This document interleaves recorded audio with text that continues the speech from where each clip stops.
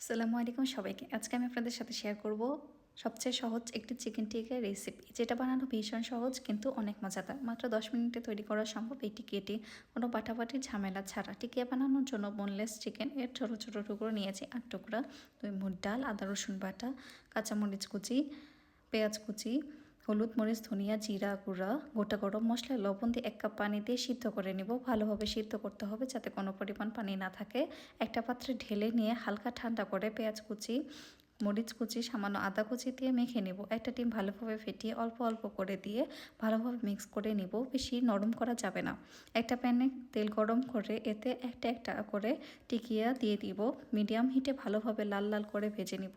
High হিটে ভাজা যাবে না, তাহলে উপরেরটা লাল হয়ে যাবে কিন্তু ভিতরে কাঁচা থেকে যাবে। তো নামিয়ে নিলেই তৈরি হয়ে যাবে ইয়ামি চিকেন টিকিয়া খুব সহজে, যা আপনি পোলাও বিরিয়ানির সাথে বা বিকালের নাস্তায় সার্ভ করতে